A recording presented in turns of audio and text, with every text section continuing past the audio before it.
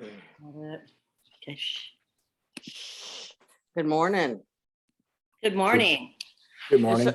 Just so you know, we're being recorded. So, you know, that's my grand doggy. Look, Is that a new doggy? no, it's my grand doggy. Oh, your grand doggy. Yeah. We're going to Ah. babysit Ah, for till Sunday. okay. But he's a very nice doggy. There's two. Yeah. Look, that's Zeus. That one's very mellow. I would say so. Penny's a little wild. So you have to take him out for walks every day and everything. Well, I can't because of my knee, because they can't pull. So we'll figure it all out. Okay. How's the fair? Did you go to the fair yesterday? Don't choke. I know. I've been choking a lot lately. I know. Yes, I did. Yesterday, was there for the grand opening, helped with the ribbon cutting. Oh, fun. And then I had one shift at the Heritage Hall and then one shift at the bar or at the beer booth by the racetrack where they were having the monster trucks. Okay. It was packed. Was it? I am so excited. I am so happy. We were so afraid it could go either way. You know, people could say, but what you could tell yesterday was that people said, I'm done with hibernating. I'm done with, you know. Right. That's how I feel. And what was really neat too, is it was obvious that the carnival part of it had taken the time off because they haven't done anything in a year and a half. Right. To upgrade and make the thing, all the rides and everything look really fresh and new. Nice. So that was really good. That's awesome. Yeah. My Casa wants me to take her there today, but I only have her from 2:30 to 5, and I just want to have her time. Well, yeah. When I left at about I left there. My shift was over at 7. By the time I got my aching body to the car, it was like 7:30. Yeah. And the traffic was backed up. It was really backed up. Oh, shit. Coming home. And I think part of it is the monster trucks, but which means also tonight it'll be that way. So if you know, that's the only downside is the traffic. Yeah. Got it. Well, I'm gonna go sometime this week. Yeah. Well, good. Yeah. Like I said, tomorrow I'm taking the day off, and then the weekend I'll be there. Good. Yep. It's fun. It's fun. I love the fair. I really encourage you guys to go on Saturday and support the FFA and 4-H kids. Oh yeah. Oh, good. Oh, are you if anyone's interested in purchasing any animals, Saturday is the auction. Outstanding. Are you? I want to go. Are you part of that? Are you part of the livestock? I am. Yeah. So neat. So I run the SoCal 4-H. Oh, wow. Cool. Yeah. I was in 4-H when I was a kid. Yeah. Yeah. I was too. Pet cow. I was in FFA. I was FFA 4-H. Nice. Yeah. So we had a pet cow from birth to, you know, to meet. We had all the way. We went from. And guess what we named him? Elmer. Hamburger. Beef. We did Mac. Yeah. Like Big Mac. My first pig was making bacon. Yeah, it taught us to understand and not be so, you know, poor baby. You know, we learned that it's to eat. Yeah. I think it's great. Well, there is an auction that goes on. It starts at 9 o'clock on Saturday. Yeah. Right, for FFA and FHA or 4-H. Mhm. And the auction is, you know, like we have the Heritage Foundation actually supports a pig. Yes. Our heritage hog. And so that's going to be auctioned off. But all the kids, what they do with 4-H and FH is that they grow their animals and then they auction them off at the fair. Neat. And, you know, so what they'll do is sometimes their parents will buy it or sometimes family will get together and buy it. And, you know, if it looks like the bid is, you know, not quite what it should be, people will come in and, you know, so. You raise it up. Yeah, they raise it up and then they take them, you know, they take the animals and take them to like Freedom Meat Locker to be made ready for dinner. Say the word. No, I'm just kidding. Yeah. So Begins with an S. Yeah. Oh, good, good. Well, then I'm not going to be there. Well, I'll be there about 12 o'clock. No, what time am I? 3 o'clock at Saturday. So Well, yeah, and that's usually, when I worked at the bank, I always had to be there and help with we helped with the auction. mhm. So Bank of America. Were Yeah. the dahlias there? Oh, God, yes, they're in Kevin Larkin. There are tons. In fact, they're even planted. There's dahlias by the water tower. Oh, I love dahlias. Dahlias all over. Cool. That's where I'm going to go to, dahlias. There's dahlias in the bar. Nice. Beer and so- dahlias. It is. Well, again, because Kevin raises them and that. It's just, Yeah, neat. I'm excited. Brian, my man, Hello. how are you? Oh, Oh, I'm good. Just kind of cracking up over here. It's not the conversation I was expecting to pop in on. So. Marketing, harvesting animals? What do you mean? You should know Renee by now that the conversation could be anywhere. Oh, I That's don't mind. My wife's parents, they just had 8 calves born on their farm in the last 3 weeks. So So I'm fun. into the conversation. They're in Texas, right? They are, yeah. They're probably about 45 minutes north of Houston area, out in the middle of So have farmland. they been affected by the storms at all, or? The one a few years ago, that really, really big one that took out Galveston, they were pretty lucky because their ranch is kind of like up a hill a little bit. So they have an upper pasture and a lower pasture. So they brought all the cattle up to the upper pasture, and the lower pasture was like 8 feet deep in water. And they did in that area get 4 to 6 feet of rain or something like that in a Wow. matter of like an evening. So yeah, they were stuck on the ranch for a while because there's like basically one road to get in and out of their little area. It's just one old, farm road, and there was a section of it that was 6 to 8 feet underwater. So Wow. yeah, they were happy that no, they no, no, no, no. She's babysitting her grand dogs, and Oh. obviously one of them's misbehaving. Oh, look at. I love animals. Well, something. Let me see. the what nearest- time- It's 9 o'clock, so it's time to get started. What I'd like to do is just take a minute to introduce Brian Porter. Brian, to me, is one of the. He is probably one of the premier examples about how to enter real estate, take it by the horns, and just do what you're supposed to do and make it happen. When he joined, it was 5 years ago?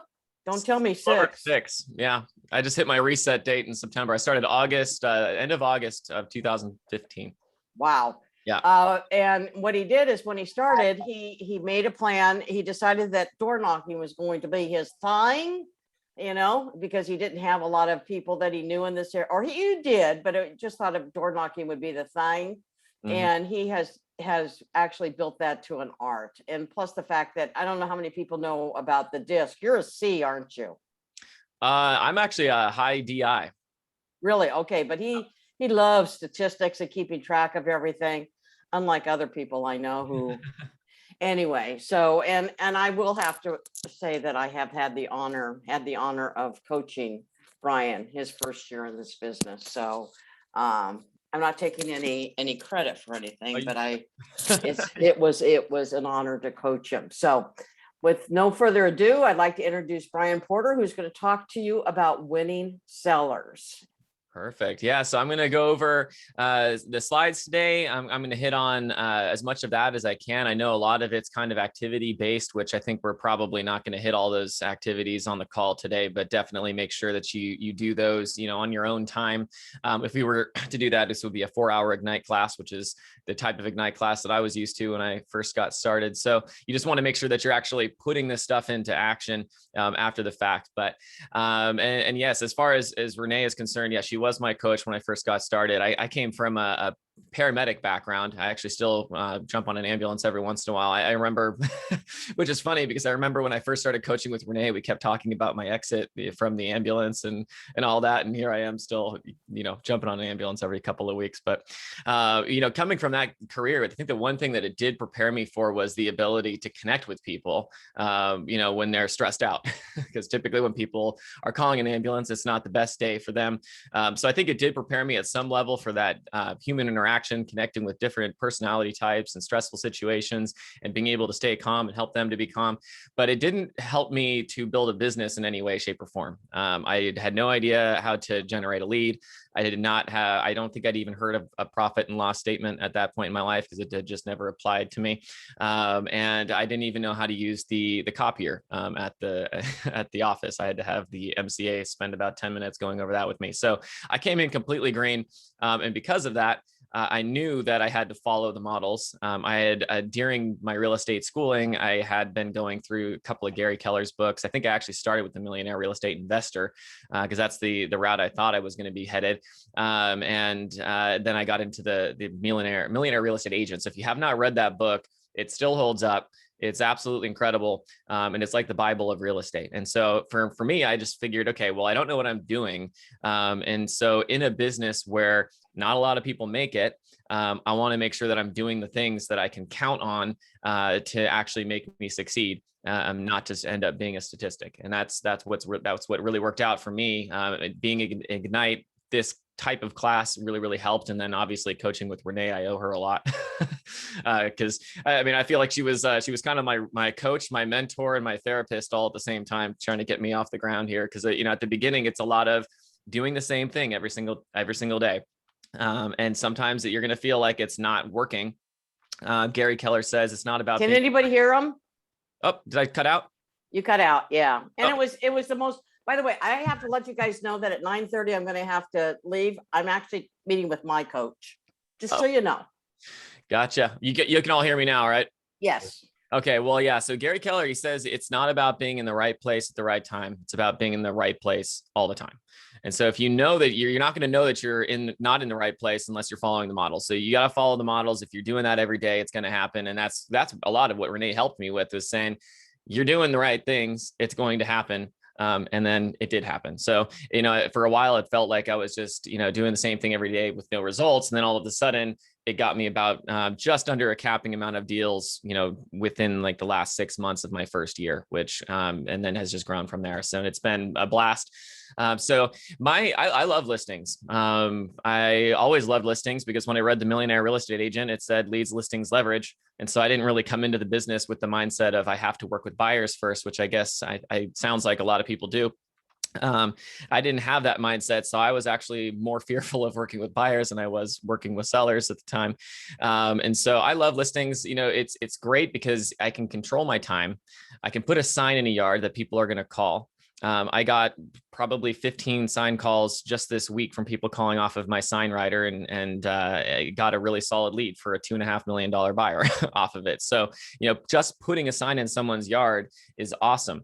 Beyond that, I can control my schedule a lot more than I can with a buyer. Not that working with a buyer is bad, but it does allow me to control my schedule a lot better. And between the open houses and the marketing and the door knocking, before my open houses, you should be doing that. You're going to be able to get other listings and other buyers out of it as well. So I'm going to jump into it. We're going to talk about mainly listings today.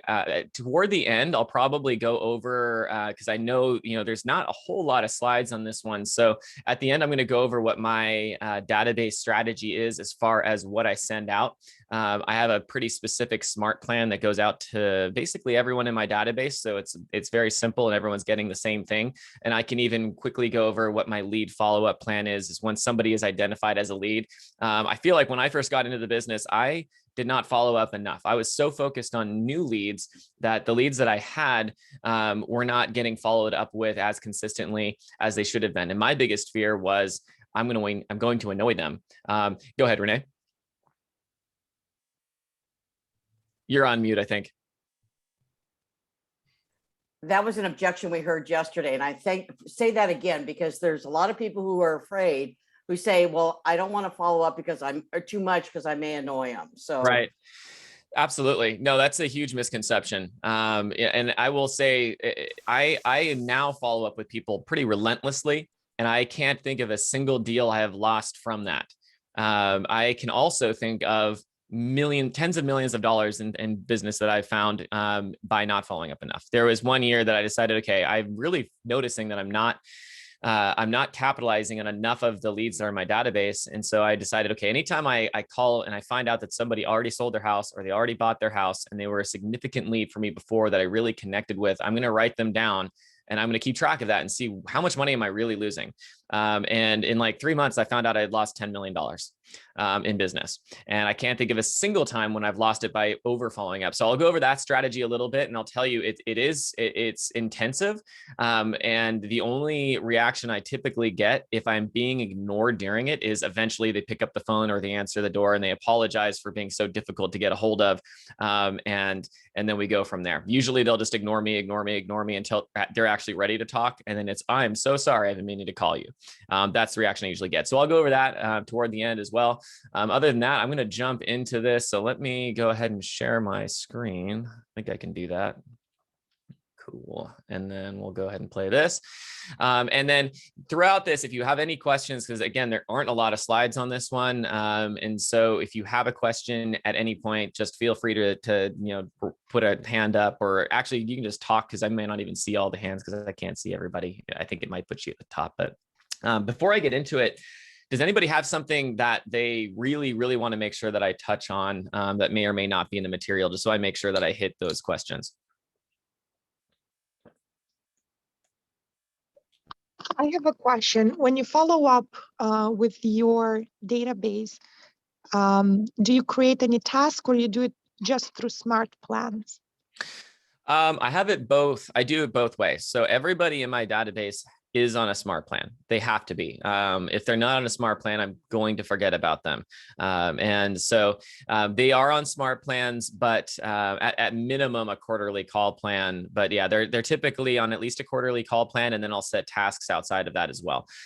When I do go over my smart plan, you'll kind of see that it's not as automated as some may be, but it's also somewhat generic and good information for everybody, brand and awareness for everybody. So I can create one piece and it goes out to my entire database, and it's on a schedule in my calendar. So my Google Calendar will actually say, film your market update video today. The next day it's going to say, edit your market update video. The next day it's going to say, order the prints for your farm, and then create the email to go out to the database. And so all that stuff is going to happen. It's all in my Google calendars and it's in red. So all these items that, that absolutely have to get done and I cannot miss, and I really don't even want to move, I put those in red. However, yes, everyone in my database is also on a smart plan. So one of the things in my smart plan that is automated is the quarterly calls, which is a plan that you can use within smart plans. Everybody is on that plan if I have their phone number. Brian? Yes. Yeah, hey, you're on a roll. You're doing good. So my question that I have is, you say everybody in your database is on a smart plan. Do you mean everybody who is a legitimate contact, somebody who has responded back, or everybody?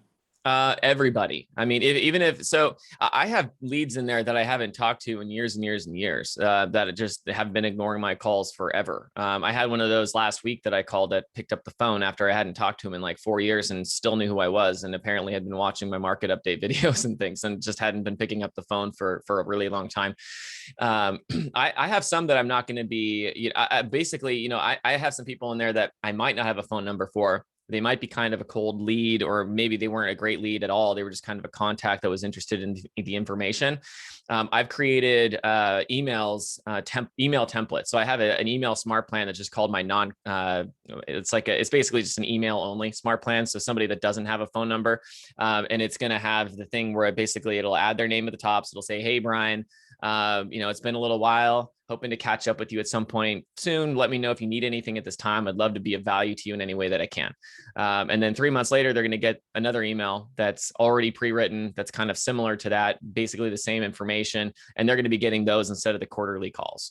So everybody, even if it's somebody that I never really talked to, is on a plan. And I will have people that I haven't spoken to in years, haven't been able to get them at their door, haven't been able to get them on the phone, all of a sudden respond to one of those emails.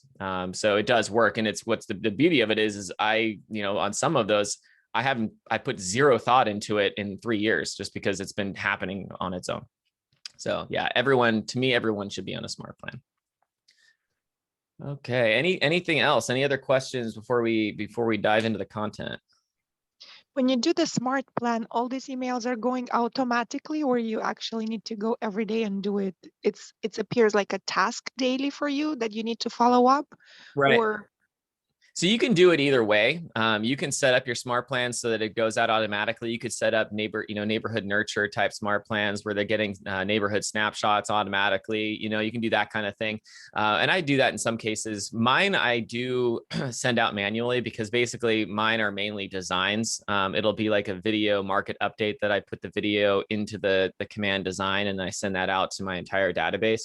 And so that's how I do it. It is a little bit more manual, but I'm hitting every single person, at the same exact time. And honestly, there's about 51 touches total. So it's really not that big of a deal. Less than a week and and a lot of those are quarterly calls too. So yeah, it's pretty easy to get that out. I mean, a touch could be a quick video of me just saying, hey, it's Thanksgiving. I just wanted to say I'm thankful for all of you. Thanks for following my content over the years. As always, reach out and enjoy this time with family or whatever.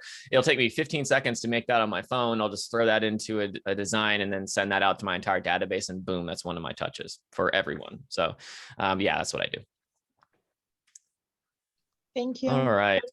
Absolutely. So I'm going to jump in and then just stop me and let me know if you have any questions along the way. I love this page. This is actually, I think, my favorite page out of the entire presentation. What successful agents do every day. So you're growing your business and you're running your business, which is two very different things. Growing your business, you're lead generating for buyers and sellers, making seller listing presentations and getting listings, make buyer presentations and get listings, and then preview real estate. So that's growing your business. And that is the most important part of your business. Maybe not the most important, but it's the first thing you need to do because there's nothing to run unless you're doing that. And so then you got running your business, marketing your listings, showing buyers houses, negotiating the contracts, transaction management and closing, all of that stuff happens secondary. But the one thing you need to remember, and the reason I like this slide when they put it side by side like this, is that these things need to be done simultaneously. You can't be doing just the grow the business, and you can't be doing just the run the business. I'm sure heard the old adage, if you're not growing, you're dying. I think that that's true because I feel like when someone is not focused on growth, they're typically not focused on maintenance either. They're taking their focus off of growth and they're putting on it to something else completely. And so when you do that, your business just starts to tank. And so you might feel like you have a lot of business and you feel like you're really, really busy, but then all of a sudden you're not doing anything for a long time. You've all heard about the real estate roller coaster, I'm sure. And this is where that comes into play. And so the biggest thing for me has always been time blocking for this. I have to time block for my lead generation every single day and force yourself to do it. I remember at the beginning of my career, I had one of my first listings that had just hit the market. It was a crazy market at the time.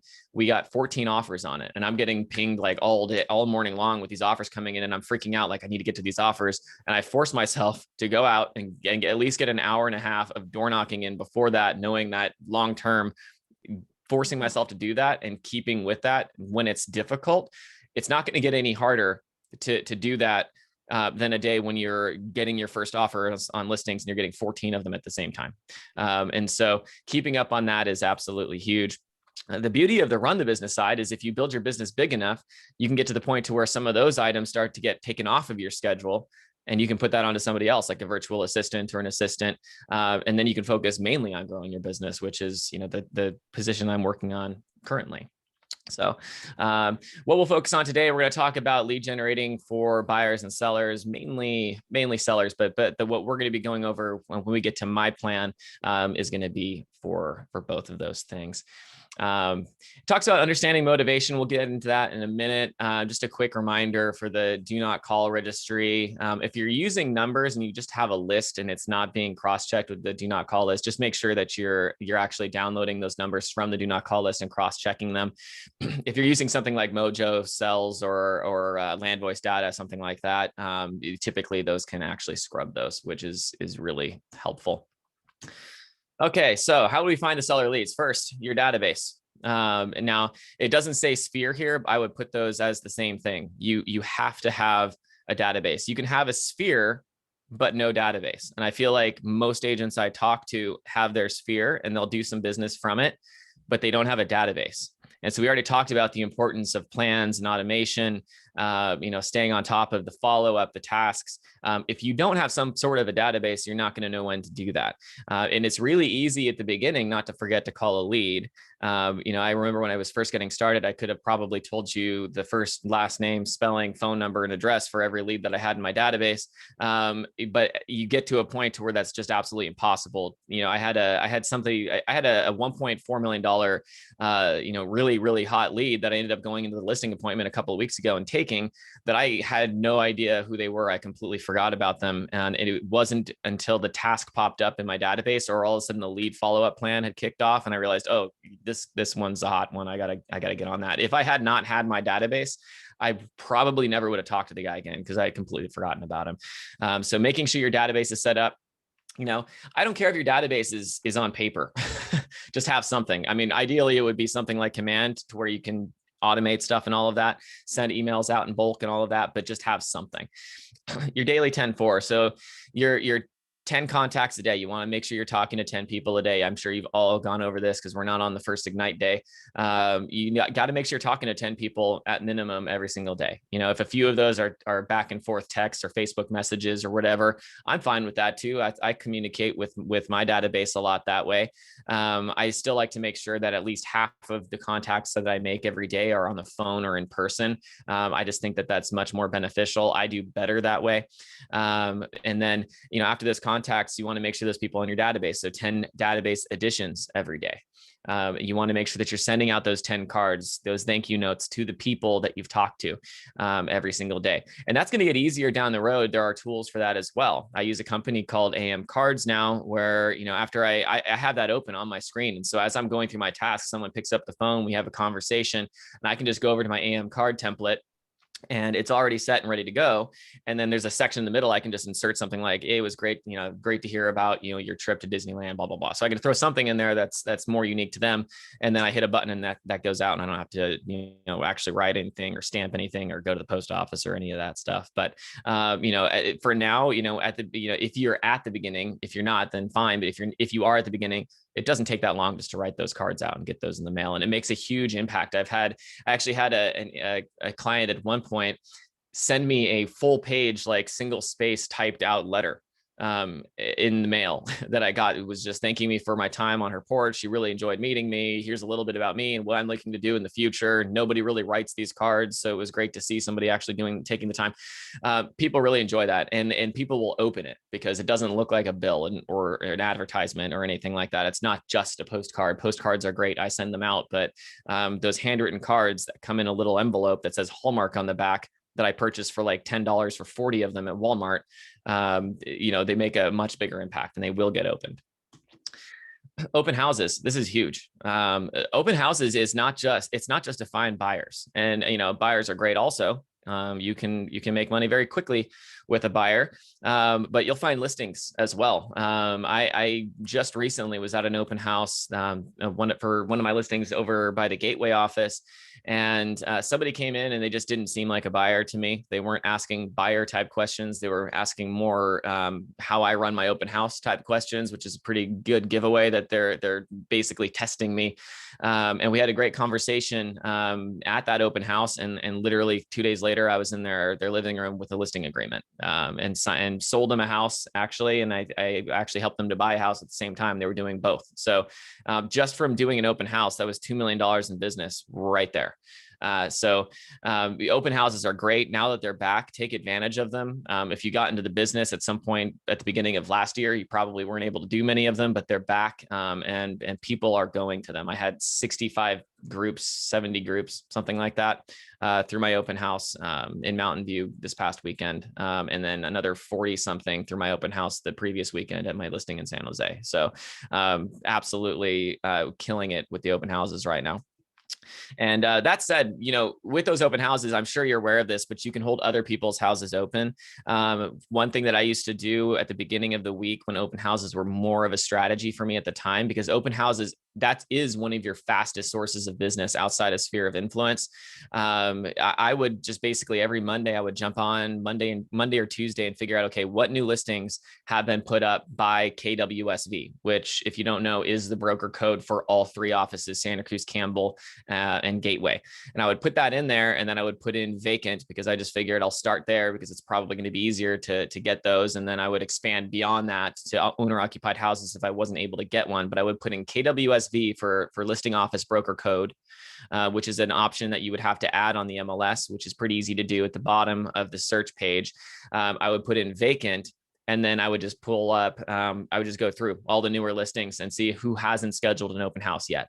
Or maybe it's second week on the market. They already did the first open house and they haven't scheduled one for the next week. A busy agent, if they do an open on their first weekend in the open house in this market and it hasn't sold by the second weekend, there's a good chance they probably don't want to go again. They're probably wanting to go to a different open house or take a weekend off, and they'll probably give it to you. So it is a lot easier to get those right now. And we do have quite a few of them. So outside of that, referrals, I would say that at least 30+% of my business is referrals from other agents, from past clients, from people in my database, and that's absolutely huge. So just networking with everybody. One thing that I like to do is I like to take a lot of classes with the company. I've done some traveling to do classes after I had gotten some deals under my belt. I took a bold class in San Diego and actually flew out every Tuesday night and did a Wednesday bold class and flew back the same day. I think I was paying $100 a flight because I booked it so far ahead of time. But that put me at a table with a bunch of, 9 other agents from a different market, where we have people going back and forth all the time, where I got to really get to know people for like 8 weeks. So networking, getting to things like Mega Camp and meeting other agents, and then just obviously asking the people in your sphere for those referrals. Staying very present on social media. And when I say that, I want to also say that I can't stand posting. I'm really bad at posting on social media. It's exhausting for me. I never think about it. When I go on vacation, I'm the kind of person that'll have one picture of a cocktail I thought looked really cool. And then my wife will have taken every other picture that we have. I've taken less than 1% of the photos that we have. So it's not my first thought. And it's one of those things that I put into my calendar. Hey, it says update your social media platforms. And so I'm just like, hey, Instagram, Facebook, all that. The more you post on social media, the more people will actually see your posts. And then as long as you're posting personal stuff and then throwing in something about real estate, once or twice a week, making sure that they are seeing your stuff, but then also being reminded constantly that you're in real estate, you're going to get referrals that way as well. So, all right. Qualify and convert seller leads. Connecting questions. So one of the biggest things with getting somebody to know, like, and trust you is building rapport. And so asking questions is the best way to build rapport. If you haven't read the book by Dale Carnegie, How to Win Friends and Influence People, probably the greatest sales book of all time. And it basically, the moral of the story is people are interested in what's important to them. And even if you're connecting with them because it's also important to you, they're not that concerned about what you're thinking on your side. Basically, if they're really, really into fishing, they're happy that you connect about that subject, but they don't want to listen to all your fishing stories. They want to tell theirs. So when you're asking questions, just make sure that you let them talk. You can, I like to chime in and I'll tell a quick tidbit on myself, but it's always putting it back on them, because if they're talking the whole time and they're excited about what they're talking about, they're going to leave the conversation thinking that they really connected with you and that you're the best conversationalist that they've ever interacted with. Even though you might not have said much. The amount of conversations I've had about things I know absolutely nothing about. I had a 20-minute conversation with a lady on her porch about college basketball or something like that. And I don't know anything about basketball or college basketball or how it differs or any of that. And basically it was just a lot of me, just anytime she would say something that I felt like I could throw an answer into, I would just say that and then just let her talk again. And then she told me that she would definitely work with me because she's never met anyone else that was as passionate about college basketball as she was. And I left that conversation thinking, great, I hope we don't have to, she doesn't ask me any, questions about it later on, but so just making sure that you're asking questions and making sure you're really listening to what they're saying. So, asking about their job, their family life, you don't have to say it exactly like it's said here. Say it how it's comfortable to you. This isn't exactly a script, but you do want to ask these types of questions because this is what's important to them. So when I'm meeting with somebody new, I'm asking me, how long have you been in the area? Like, oh, is your family nearby? Or you start to ask those questions about, how long they've been there. Is their family in this area? Did they come for a job? They start to expand on that stuff, and that's going to give you more stuff to talk about, more questions to ask. And so, asking them about their plans, asking about, where they want to be, all that stuff, and just letting them talk, and then really, really listen. It's really important, and write that stuff down. Every time I have these conversations, I'm putting everything I can possibly put into my notes, into command, so that when I talk to them again, I can reference things that we talked about before. So it doesn't seem to them like a new conversation every single time, because that's going to be a dead giveaway that I'm just looking, that they're going to basically feel like I'm just looking for a lead. But if I can again bring up the fact that we talked about their trip to Disneyland last time, how did it go? And talk about that stuff, they're going to be, really impressed. And that's how you can really build rapport with them. And then categorizing. Let me see if I can move everybody around here a little bit so I can actually see.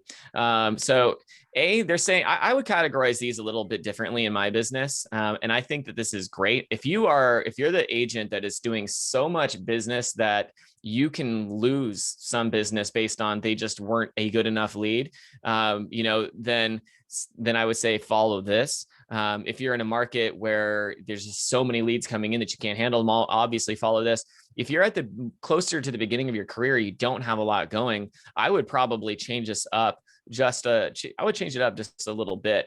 I see a hand up. Go ahead. Because we're just talking about open houses and talking to buyers and sellers and all that.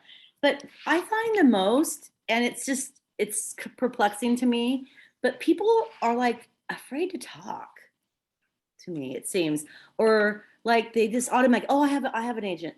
And it's like kind of obvious they don't. But why are they so afraid to say that they don't have an agent?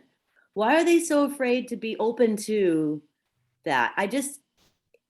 I've heard from a couple people, they say, oh, well, we don't have the money right now. And I say, no, you don't have to pay me right now. There's so much misconceptions. So how do you get past that is my biggest struggle. Right. I would just being all, don't talk to me, and it's like, okay, why are you here then? I don't know. Right. Well, I mean, that's everybody's automatic reaction. When we talk about scripts, everybody has a script, whether they know it or not, Yeah. So, if I walk into a dealership, the last thing I want is the salesperson to talk to me, to be honest. I mean, if I'm going to go check out a car, like sometimes I just want to go to lot and see, hey, is this going to be big enough? I might not be planning on buying it. I don't even know. If I don't have any questions, my automatic response would probably be something like, I'm totally good. Thanks so much. I'll let you know if I need anything. And if I do need something, I will let them know, but that's just my automatic response. Everybody's, yeah. Exactly. So it's not like there's nothing against you. I know that, but it's just how do you pass that? Right. They have to know, like, and trust you. And so they just don't know you yet, and they can't trust you if they don't know you. So you have to go kind of in order there. So you have to get to know them a little bit before they're actually going to trust you and before they're going to like you. Right. So, I don't like to try and make them feel like I'm trying to sell them on anything. I like to come from value. I typically don't, when I'm at an open house, a lot of times lately, I'm not even asking them if they have an agent or not directly. One of my favorite lines in my open houses is, we actually have the inspections, disclosures, everything is ready to go. So if you have an agent already, they can get on the MLS and they can download and send that to you. Otherwise, I can share that with you right now. And then they'll let me like, oh, actually, that'd be great. I get that all the time. I got that 4 times last week at my Mountain View open house. 4 different people said, oh, you know what? We're just kind of getting started, just talking to a lender. So, we really don't have anybody yet. So if you could send those over, that'd be great. So that's kind of how I ask that question. But you got to have, when I knock on someone's door, I expect them to open the door and not be happy to see me. It's just the way it is. When someone knocks on my door, I don't know who they are. I don't trust them. I don't know what they're, I'm assuming they're trying to sell me something or whatever. And so the look on my face is, I try and be friendly because I knock on doors. But most people are going to open the door and be like, okay, what are you here for? So you have to get past that. before you're able to have that really good conversation. One of my favorite clients I've ever worked with, and I've actually done now 3 sales with them. They sold us San Jose condo with me. It was one of my first transactions. Actually, I was with Renee coaching at the time. That's the one that I got the 14 offers on. And then I sold a house in San Jose for them. I just sold their Morgan Hill house. And the way I found them was a door knock. And she didn't even want to open the door. She cracked it open just the tiniest little bit and was kind of asking me who I was or whatever. And, I just started talking to her like, oh, I'm not going to ask you to sell your house. I promise. I just wanted to, I'm just a local agent, just getting out and getting to know everybody. And it was just friendly and just made sure she knew I'm not going to try and sell you anything. I'm just saying hi. And so she kind of, she started talking a little bit, and within, I don't know, 45 seconds, she was all the way out the door, and we're both just standing on the porch, and we ended up talking for 45 minutes. And then she wasn't even planning on selling the investment property that I sold for them. She to this day, she'll tell you, I had no intention of selling that place. But after, we were talking a little bit, I started to think about it. And then they called me back 2 weeks later and like, you know what, we could probably actually use that equity at this point. We're going to go ahead and sell it. And then it's been a great relationship ever since. I just helped them get transitioned over to Idaho just a few months ago. So yeah, you just got to get past that, and then you just got to remember that they're not going to work with you until they know, like, and trust you, and getting to know them is the first thing. And really what getting to know them means is they need to feel like, again, it comes back to letting them talk, asking the questions and letting them talk to you. Because if they leave the conversation feeling like, wow, they were really engaging, they were a great conversationalist, boom, now they know you and they like you, and you're very close to them trusting you already. And you'll probably solidify that once you get to the buyer appointment or the listing appointment. So yeah, I just got to kind of push past it. As far as the lead categories, you've got, it says your A 0 to 14 days. So for me, I would probably put that, I mean, if you're planning on selling your house and you tell me you're going to sell your house in the next 3 months, you're a hot lead to me. I'd put you as an A, like, all day long. I mean, this would be like an A++. In fact, unless it's a buyer, which is, it's typically even not that quickly for me for a buyer. My sellers aren't ready to sell typically that fast. Even when they decide, okay, we're ready to go, it's usually a little while before we even get the ball rolling with inspections and all that stuff. So, don't discount people if they're thinking about not selling for another few months. I actually just went on 2 listing appointments. I call them my pre-listing appointments, where I go in and basically help them to understand what they should do to prepare to sell. And then I leave them with a summary that I'll email them, once we wrap up, letting them know what I would and wouldn't do as far as maximizing their value, affordably. And I went on 2 of those last week because both of them are planning on selling. They're 100% planning on selling. They have high motivation. They both have houses being built out of state, but they're not planning on selling till the spring. And that's completely fine with me. So I went to, one was the mother and one was the son. They live in 2 separate places in San Jose. And I went individually to each one of their homes and I did a listing appointment. And both of them at this point have told me 100% we're working with you. And so, I'm going to keep in touch. I call them, once a month to check in and see how things are doing to make sure that they don't get away. But I definitely feel like going on that appointment was beneficial because, that's in this area, that's like $2.5–3 million in business. So I'll go in and I'll do those early. If you don't have a lot of listing and buyer appointments, there's absolutely no reason not to go and do the appointments, because worst case, you get practice. So I changed that a little bit for my buyers. I do not go out and meet buyers in like a Starbucks or where they want to meet or at their place of business or whatever. The buyers are either going to come to me and meet me in my office, or we're just going to meet over Zoom. I think that's a good, especially if they're coming to meet you at the office. That's a great litmus test for me. With a seller, you're typically working with somebody, okay, once you find out they're going to sell, they're going to sell. They're very focused on that and motivated to do it. Sometimes buyers, they could be a lot earlier on in the process than you might think. And if they're not willing to come to my office, there's a good chance that it's probably not a very hot lead. And so buyers are one of those ones where, I'll go, go on some buyer appointments and get that practice in. But I wouldn't be running around all over town trying to meet them wherever they want to meet, because that will waste a lot of time. And it says your B is ready and willing to do business in 15 to 60 days. I would put that as an A in my database personally. And then for me, a C would be anybody that, we're planning on selling. This is saying ready. What is it? I think 61 days or more. Yeah, I mean, that could be a C. For me personally, I think a C would be, either planning on selling at some point in the next like 12 months. They're motivated, they're going to do it. They're really planning on it. They might not be 100% certain yet, but it's likely to happen in the next 12 months. That's more of what a C would be for me. So, go on these appointments, because especially in this area where the market is so hot and the houses are so expensive, I don't mind going in months before somebody's actually planning on selling, just to continue building rapport and then solidify myself as the agent that they're going to meet with. And most of the time when I do that, I'm the only agent that they meet with when they get to the time that they're actually ready to list. So, okay, so we're going to skip over some of this real play stuff. It's just really hard to do that over Zoom. Talking about converting leads, ask for the appointment, ask for the referral. It's asking for them to reciprocate. Every time I talk to somebody, sure, I'm looking for an appointment. In my head, every time I pick up the phone, I'm hoping I can set an appointment. But over and above that, for me, I'm looking to continue to solidify the relationship, continue to build rapport, and you just like build a friendship almost around this contact. And of course, then I'll ask them if there's anything that they need. So I'm going to get around to that. But my first objective is just to continue to build a relationship, because again, if they know, like, and trust you, they're probably going to work with you. And so that's my main goal. But obviously, definitely ask for the referrals. One thing that you'll want to do is I like to just ask, and this is in a lot of the scripts or something similar, but I'll just say, hey, do you have somebody, like, I'm sure when you're at work or work, church, wherever you're at, I'm sure you hear about people, making transitions out of the area.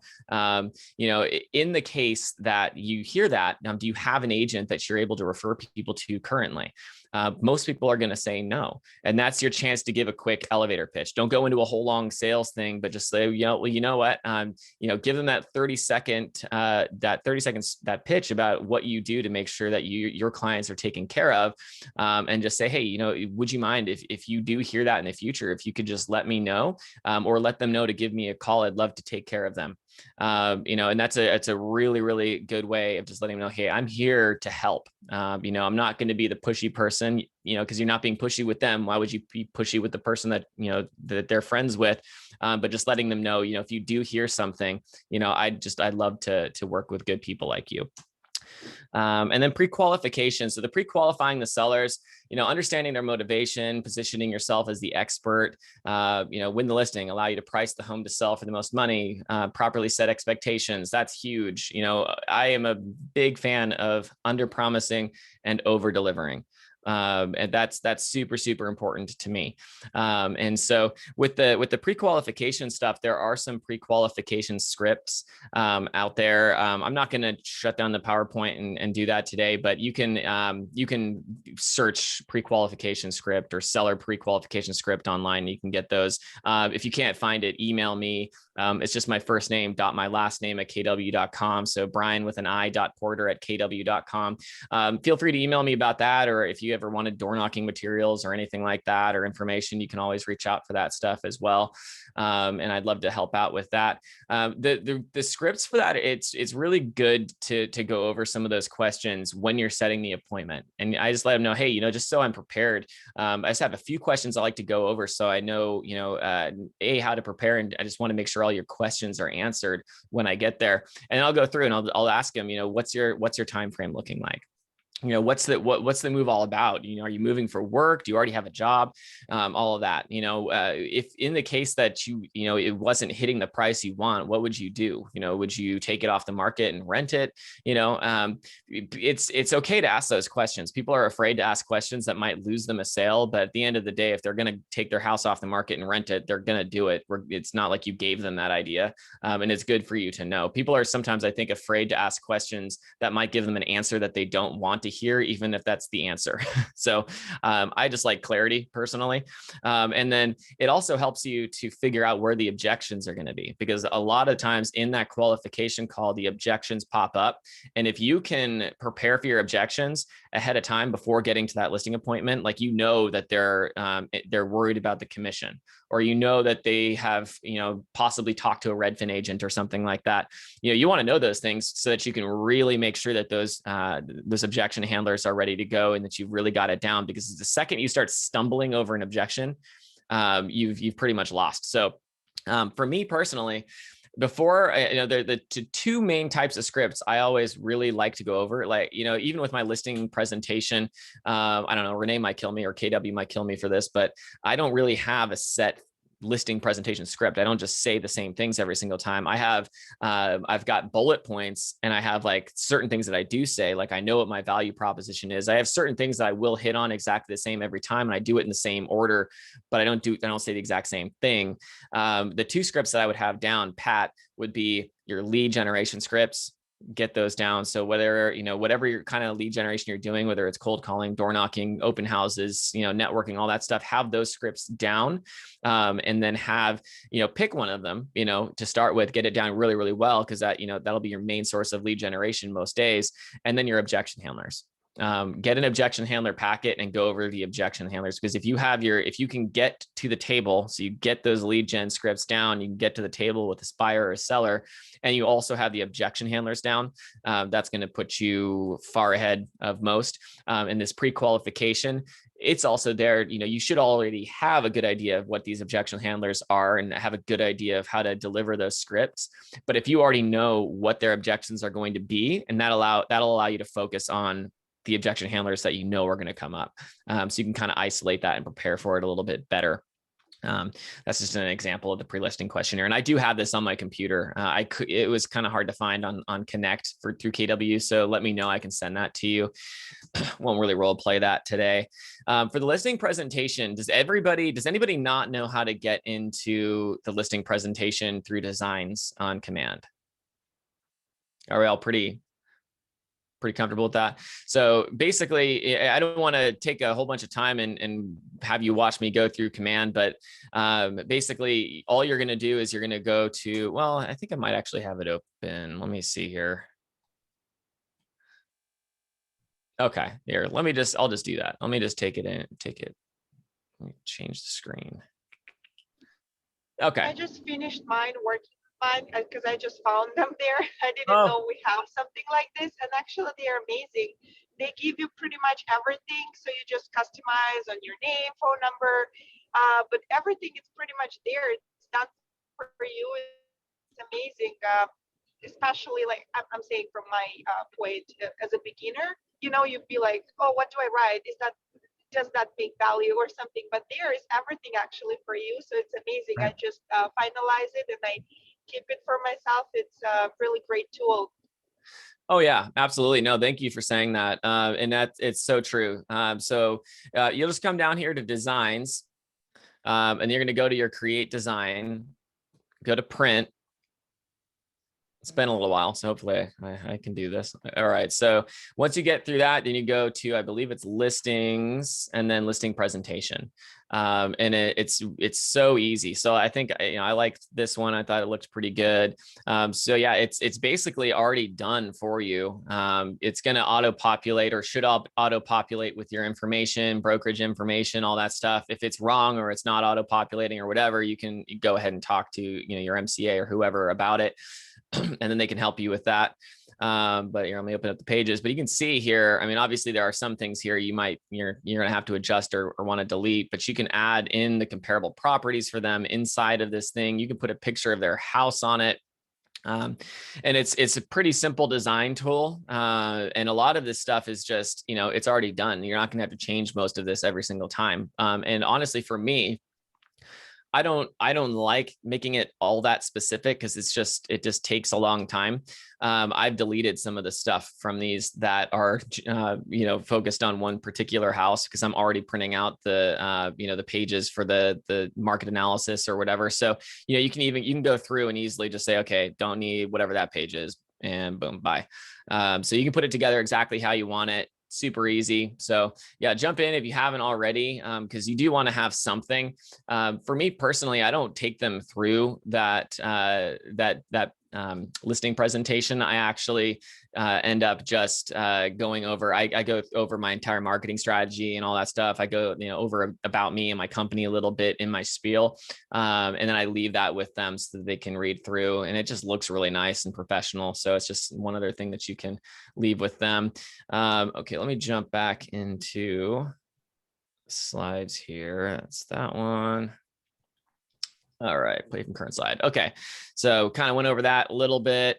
And then, yeah, we're kind of at the recap and ahas already. So I'm going to jump in and I'm going to go over, we've already talked about the daily success habits. The one thing I want to hit on here, because we already talked about contacts added, conversations today, handwritten notes, home previews per week, 10 home previews per week. That's so key. And we're super, well, I would say lucky. We were able to do this up until last year. And I feel very lucky now that I get to do it again. Previewing homes every week is super, super important. So, if you're working with a buyer, go look at homes that they might be interested in and look at the competing homes or other homes that are around the area. So you can get an idea, so if one goes pending, you can call that agent and see if you can get any idea of, how it was, how their activity was and all that stuff. And it's just, a house can look really, really good online and completely different in person. I know that because I've sold those houses, and houses within an area can be completely different as well. When you get out there, you might notice, oh, this house has like a weird driveway with like 2 other houses on it. That's why it sold for as little as it did. So being able to preview those houses and get in and see those homes in person. And what I would recommend to stay on top of the market, and something that I still do to this day, is I'll go out and preview a house in my farm area. So I'll go to that area because I want to see what's on the market. And then I will go through the house. I'll go back and I'll just do a quick CMA. I'll take 5 minutes and I'll create a CMA for it, and then just put the price I think it's going to sell. And then I'll check back later, or I'll even follow up with the agent to see if they're willing to share any information and see how close I was. Because it's just constantly sharpening your tools. And this one, it never gets old because the market changes all the time. And so, you don't really know what's going on in the market if you haven't done anything in 2 months, and then all of a sudden you're working with a buyer and you really don't know what's going on around. But if you've been previewing 10 homes every week and you've been doing market analysis on two or three of those, and you're following up with the agents and finding out, okay, both of those homes sold for way more than I thought they were going to sell for, they had like this many offers or whatever, they all went non-contingent. You can start to get an idea and keep a pulse, keep your hand on the pulse, of what's going on in the real estate market currently, because it does change so often. So, you might've been an expert in the market a month ago, but today's market is different than a month ago. Today's market is certainly different than it was in March, when property values skyrocketed 8%, and homes were selling, one in Sacramento area sold with like over 100 offers. It's crazy. It's a very different market now. It's still hot, but it's not quite that. So you want to make sure that you're staying on top of that. Okay, so I'm going to jump in. And I'm just going to quickly go over what my lead follow-up. Actually, before I do that, I'll go over really quickly. It's very simple. It's just in a Word document what my database plan actually looks like. What I do. Let's see, where is that? Here we go. Okay, I'm just going to share this, and it's super simple. And feel free to just take a picture of it if you want to. Not saying this is the best way to do it, but this is the way that I do it, and it works out well for me. And so I do my holiday touches. That's 5 touches. I just hit these. I hit the New Year's, Memorial Day, 4th of July, Veterans, and Christmas. And I'll just do a quick video, or I'll even do like a postcard piece for my farm. One thing I do a lot with video, so I'll put like again, like I was talking about Thanksgiving earlier, it might be a 15 to 30 second clip. And I'll send out a card, and I'll put a picture of a thumbnail of that video with the YouTube play button or whatever on it. And then it'll be a QR code, and it'll say, scan the QR code from a note from your local realtor or whatever. They can scan the QR code, and then boom, it pulls up the video of me saying, hey, thanks so much for being a part of the, Brian D. Porter real estate family or whatever. And so you can do that. I typically will put a QR code with like the actual link. I'll do a bit.ly shortened link to throw on there as well, in case they don't understand QR codes. I feel like most people, the beauty is I felt like QR codes were kind of not really taking off like you would think they would have, but with COVID and QR code menus and all that stuff, pretty much everybody knows how they work now. So it's actually a great tool for us that did us kind of a favor in a way, because everybody knows how to do it. Just like there are a lot of terrible things happen with COVID, but there are some things that happened that made our industry better. I'm certainly saving a whole lot of time doing most of my stuff over Zoom as opposed to driving all over town. I went from driving 23,000 miles a year to driving like 7. So so here's my database, man. So you do the holiday touches. I do success stories. When it says 6, it's just every other month. I'll just, whatever success story. So I just got a VA buyer into contract on his first offer that he wrote with me after 8 months of working with another agent and not getting a house. So that's a great success story. So that one's going out to my database. And so every other month I'll do some sort of a success story. One before that is I had a buyer who was, it was really urgent that they got a house because she was about to have a baby, and we were able to get them into contract, and 7 days later her baby was born. So that's things like that. You can get a success story from pretty much any transaction you do and send that out to your database. Quarterly call plan, that's already a plan. That's a smart plan within Command. And so that everybody should be on a quarterly call plan if you have their phone number. If you don't have their phone number and they're not a lead, I'll put them on a quarterly email plan like I talked about before, where it's got their name at the top or whatever, and it's kind of generic and it changes and it goes out every quarter.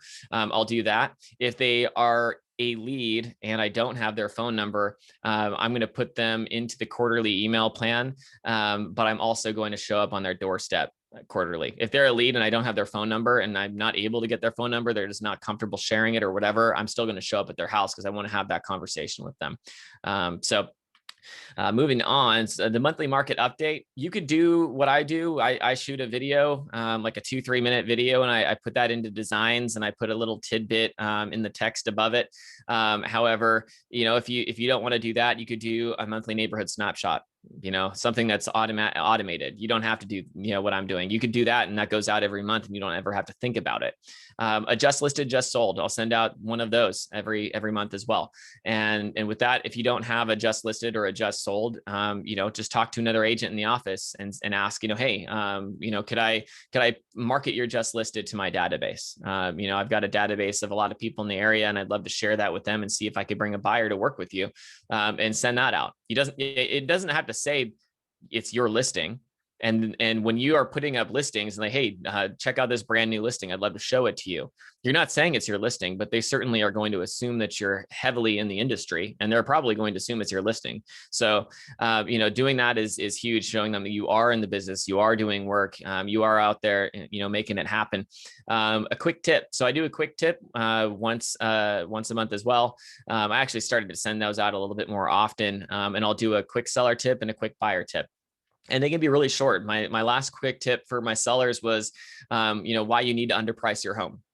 And, think about it. You see anybody that's been on YouTube, what clickbait is. You see a video and you're like, oh, I got to click on that because that title's crazy. And then you click on it and realize it's not what you really expected. But, why you need to underprice your home. And so I sent that out and it got a great response. And it was basically my entire tip was just saying, if you in this market, in a market where homes are selling, in your area, 5% over the asking price, one of the worst things that you could do, probably the worst thing you can do for your sale, is price your home over its value. And in this market, pricing your home at its value is also probably going to be kind of a detriment to you, because what's going to happen is people are going to assume that it's going to go way over what you listed it for. They're not going to assume that it's priced for its value, because everyone's used to looking at homes that are under what they're actually able to afford. And so, and basically just talking about the list to sale ratio. I put that together in like a really quick 90-second video, and I sent that out. And so I do that once a month as well. So once you do all that, it's a total of 51 touches. So we always, you always heard the 36 touch that Gary Keller always used to talk about. And then people have been adding more and more and more because people are getting more and more and more distracted. 51 touches you've got right there. And so those go out to my database. And then I'm adding everybody I can to my Facebook and Instagram. I do that, make sure that you have a separate list for, friends and family, so that when you just want to see your friends and family, you can like click on that list, but because this is going to add a ton of people, but I do like to add them because it's just touches that are happening without me making it specific. They're just seeing my life. They're seeing not just the real estate agent that showed up at their doorstep, but they're, seeing the guy that is hanging out with his nephews on the weekend in Sacramento or whatever. And then I'll put in stuff about real estate on occasion as well. And I do have people that are in my database that have never picked up the phone that have commented on things that I've posted on Instagram or Facebook, or liked it or whatever. So I know that they're seeing the stuff. Finally, last thing I'll go over would be my lead follow-up plan. And that's what I've put into Command. So let me get back to, let's see here. I'm going to relaunch Command. I'm going to share this screen. Okay, so back into Command. Let's see the best way for me to actually show what's in it. Okay, where's my smart plans? Let's do smart plans. I've got a bunch of smart plans. I categorize everybody very, very carefully. So, everyone's tagged with different things. This is kind of a side note, but before I forget to say it, you have tags in Command. And I add tags for basically everything. There's going to be a seller tag if they're a seller, a buyer tag if they're a buyer. There's going to be, if they're in San Jose, there's going to be a San Jose tag. If they're a San Jose buyer, I'll put a San Jose buyer tag. If they're a 0 to 6 month lead, I'll put a 0 to 6 month lead tab. And that allows me to isolate things. So if there is something, let's say, that is affecting home owners in San Jose, I've got a tag for that, so that when I go later and I want to let everybody know just that, I don't need to send that to my buyers in Morgan Hill. I can pull up and send an email specifically just to the people tagged San Jose sellers, so tagging people is great. And then depending on tags and stuff, you can have them added to these things too. So here's let me get to lead follow-up plan. I'm going to edit that. And then I'll just show you what it looks like. So it's decently intensive. So, once basically, if you're in my lead follow-up plan, that means that for an example, I might've met you on your porch. You told me, hey, I was thinking about selling my house in 3 months or whatever. They've already been put into my database. They're already on, they're already getting all the other things that I'm sending out. I've already sent them a handwritten card because they said they're thinking of selling in a month. I'm not going to wait a full month. I'm not going to wait in 3 months. They said they're going to sell in 3 months. I'm not going to wait for the quarterly call plan. I'm going to just throw them straight into the lead follow-up plan. Like, I don't know, 30 days out, maybe 40, maybe 45 days at most. And so this is what it's going to look like. And at any point when there's a contact made, this plan is designed to get you the contact, to get you talking to them again. Once that happens, you can reset your tasks. You can take them off the lead follow-up plan if they're no longer a lead, or you can update it. You can set the lead follow-up plan out another 6 months if their plans have changed and they've gotten delayed, and just put them on a quarterly call plan in the interim. So this is when I need to make sure I get a hold of them and quickly. So the first one is going to be make a call. And then I have a 1-day delay. And then after that 1-day delay, it's going to remind me now to send a text. So I'll shoot them a text and be like, hey, I left you a voicemail yesterday. We weren't able to connect at the time. Just wanted to see, if there's anything you need this time. I know you were thinking about putting your house on the market in a couple of weeks. Let me know if you need anything, whatever you want to put there. So there's a quick text. And then there's a 7-day delay. So now that week one, it was an email or a voicemail, and then a day delay. And then I sent them the text. Next week, it's going to start again. So it's going to be a phone call again. And then this time it's going to be a 1-day delay, and then I'm going to email them. And so that's the second week. Then we're going to get another 7-day delay. And then week 3, I'm going to call if I don't have an address or something. Otherwise, if I have their address, I'm going to door knock, which works great for me because most of the people in my database are from door knocking. And so some of them are just the type of person that will talk to you in person, face to face, but they'll never pick up the phone. And so I'll show up on their porch. If I don't get them at their porch, I'm going to leave them a postcard with like a handwritten, like, hey, sorry, I missed you today. Let me know if you need anything, or even just a business card. And then it's a 30-day delay. And then the whole thing starts over again. And so that's how I do it.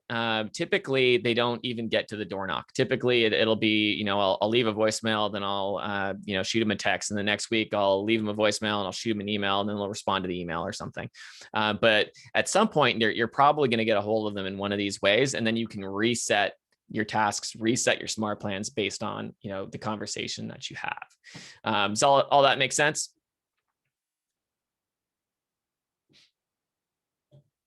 hopefully.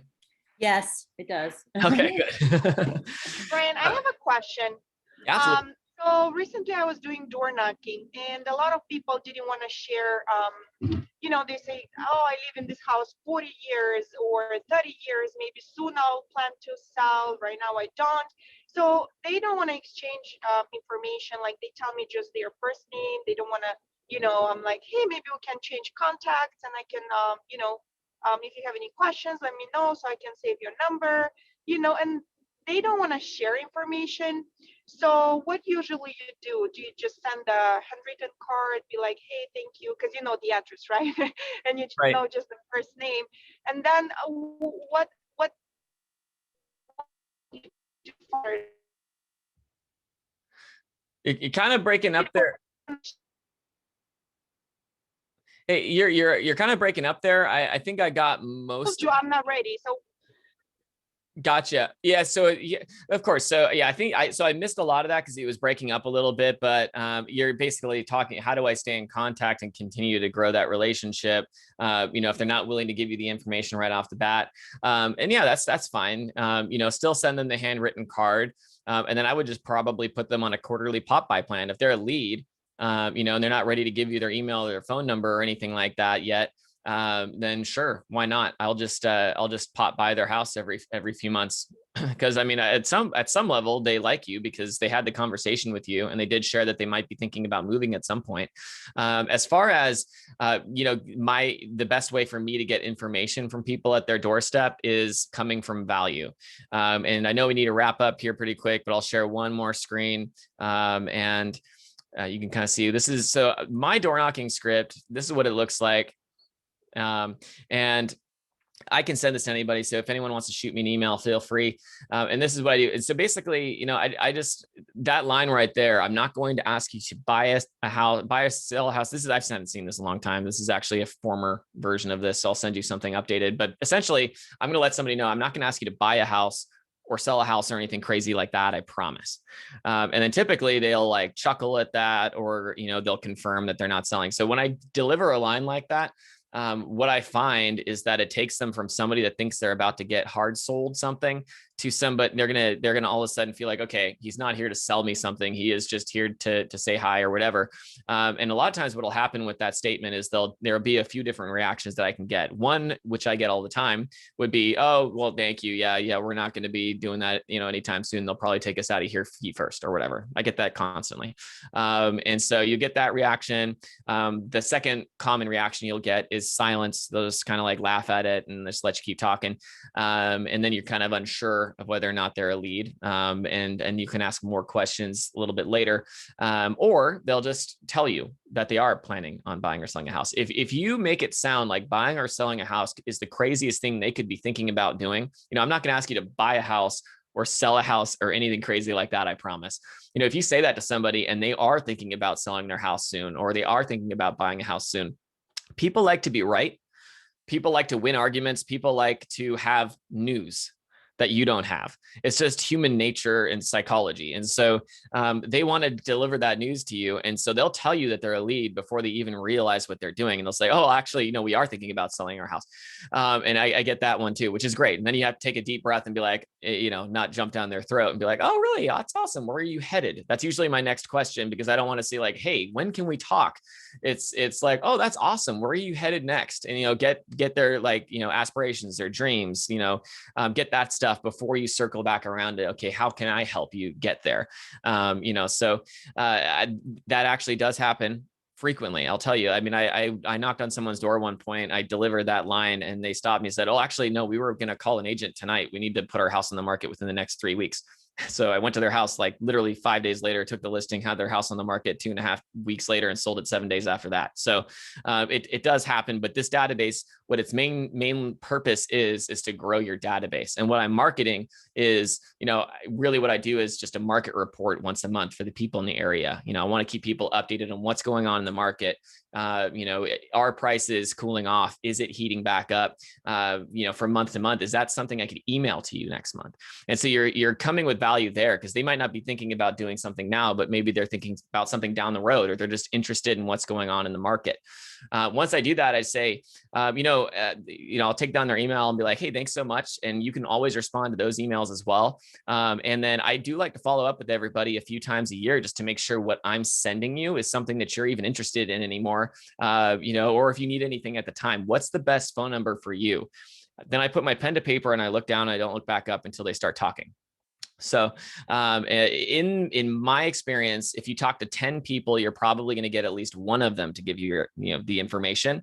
And then out of, if they give you their email address, probably 7 to 8 times out of 10, they'll give you a phone number. Don't worry about the rejection, because the rejection that I get when they don't want to give me the phone number, but they gave me the email address, is typically just like, oh, you know what? I really don't ever pick up my phone. If you could just stick with email. I'm like, yeah, absolutely. I'll just stick with email. So it's a really easy thing.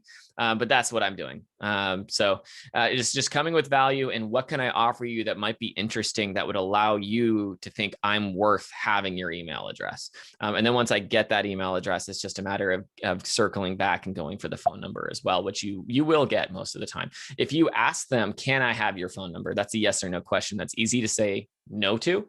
If you say, what's the best phone number for you? It takes a person that's got a lot more, it takes somebody that's a lot less controversy adverse, to say no to that, because you're not asking them if you can have it. You're saying, hey, what's the best phone number for you? And they would have to be like, actually, no, I don't want to give it to you. They say it nicely, like I said, but it does take a little bit more for them to do that. So that's about it for me. Does anybody have any final questions before I let you all go? Ryan, can I share a quick story? Of course. I apologize for being gone for a half hour. Hopefully you didn't do this, but one of the things, and I don't know if you remember this, but I remember when you first started coaching with me, one of the things that I asked you to do, I said, kind of go through your phone book or your phone and call people. And he looked at me like I was friggin' nuts. You remember that? Yeah. Yeah. And he goes, very well. My generation doesn't call people. They text, they Facebook, they whatever. So now you're making phone calls, huh? I am making phone calls. Yeah. Yeah, I am. No, it's it's mainly people that are, there are people in my database, and it's just it's always coming from value. There can be a reason for the phone call. Maybe I'm doing, I'm doing a fundraiser. Do you have anything, that you might, we're collecting sheets and pillows or whatever. Do you know anyone that's thinking about, donating something like that? Or do you have anything extra that you'd like to donate? Calls like that. I don't even always talk about real estate, because they know I'm in real estate, and I'll just ask them, how's life? How's business going for you? When you ask them about their business, they're usually going to ask you about your business. Because I'm on social media, and most of the people that I'm calling are, outside of just the people I've met door knocking, and some of them are on social media too. They're seeing my posts. They know I'm in real estate, so they know to ask about it. And if you're posting all the time, they typically will ask about it. So yeah, I was very adverse to that at the beginning. I just remember flashed back on that. So well, the funny part of that was because the first thing I did was went and actually called somebody, and it didn't go well the first time, but it's gone well since. But it was funny because I was so nervous about it, and then I called somebody from my phone just randomly, and they were whispering because they were like in school, because they were in college at the time. I was a little bit younger then. But the thing is, why in the hell they pick up? Exactly. Yeah. People have options. They don't have to pick up. Exactly. Yeah. Yeah. No, at the end of the day, it's just coming from value. If you're coming from a place of looking just to sell, a house, people aren't going to want to talk to you, but they will pick up the phone if you're calling because, you got a new fundraiser, or, hey, I'm doing a drawing, this month, or whatever. If you want to go to this, whatever, URL splash page or whatever, or sign up on this, whatever, I'm going to be doing like a $100 gift card to whoever, I do stuff like that all the time. So, nobody's going to get mad at you for calling and saying, hey, I want to give you a gift card, so I see a hand up. Go for it. Okay. So this is my only one. So I kind of still use the COVID thing where I have a sheet of paper that I try to visit, like who came in, and I kind of say, the sellers want to know how many people have been in, kind of so I can get their information without it being like, I want your information. But what I find is they write terrible. And so when I get home to do the emails and calls, I can't read it. So, but I don't want to stand there like a teacher and say, cross your T's and, Right. is this legible or can I go back? I'm busy talking to somebody else. So how do you do that? Get past all that? Well, there's an app for that. So you can there's some Yeah? open house apps, get like a tablet or an iPad. You can get them really affordably now. I mean, you could probably pick up a tablet for a couple $100. Yeah. Download an app that will, you just hand it to them, and if for COVID, you could literally in front of them, you could like sanitize it and hand it to them, be like, hey, we're just asking that everybody signs in. When they're using an app, I'm finding they're less likely to put in a fake number, and B, whatever they put in, at least I know that I can read it. That's great. yeah. Thank you. Cause that's my biggest struggle. I get home and I'm like, what is that? And I have to look them up and it's just a lot. Right. Yeah, absolutely. And, I'll do that at the entrance. Sometimes, I'll honestly, I've cheated a little bit too. I have my wife come sometimes and she'll make cookies at my open houses. And so I'll give her the iPad. And so she'll be passing out cookies or whatever. And then she'll hand them the iPad. And, now it's coming from her and not me. Nice. I'll have a harder time saying no to her. So, but yeah, no, it works well. And then the disclosures thing, I do the disclosures thing with like basically everyone. If they didn't sign in at the beginning of the open house, like on their way out, be like, hey, what'd you think? Blah, blah, blah. Well, we do have the disclosures ready to go. Yeah. Disclosures, inspections. And that's why I'm doing the whole, do you have somebody that can get those for you? If they already have an agent, I'm not going to take down their information and start marketing to them anyway. Yeah, but if they don't have an agent, then that's a reason for me to go ahead and get their email. Okay, what's the best email for you? I'll share the packet with you. And what's a quick phone number? That very same thing happened to me Sunday. I had an open house and I was real excited, and I had a buyer that was real interested. And so I sent him a disclosure, sent him everything, and then he kept asking me questions. I kept communicating with him for a while. Then an offer was put in, so I let him know an offer was put in. And can I help you with anything? And then ghost. Yeah. Yeah. It's like, shoot. And then I found out that he actually did put an offer in with another agent, that he already had an agent, but he had me do all the dirty work and all the work for him. And I was like, why didn't you just have your agent do all that? I don't know. Right. Yeah. It kind of was frustrating. Yeah, I get that. Well, I appreciate everybody that showed up today. Thank you for your time. And it's been absolutely, my pleasure. It's been fun. Again, actually, I'm not sure if my email is in the chat. I'm on a direct message. Let me do everyone. I'm going to put my email in the chat. Super easy. Again, my first name, last name, Brian spelt correctly with an I. And go ahead and let me know. So if you want door knocking resources, anything like that, feel free to reach out anytime. I think there's a video of a door knocking class I did a while back that might be out there too. So if you are interested in door knocking, you can go ahead and check that out. And I think I've updated it a bit. I'll be teaching another one here soon. So look out for that as well. Okay, well, let's thank Brian. I mean, I apologize for having to get off for a half hour. This is the one class I really didn't want to miss. But anyway, phenomenal job. I think you gave them more information. It's going to take them a while just to go through all the information that you gave them. But thank you so much for taking your time to share with them. Absolutely. My pleasure. And if anybody does have a question or wants me to go over anything specifically, just shoot me an email or give me a call anytime and I'll let you go. Okay. Thank you. All right. Take care, everybody. See ya. Take care. Bye.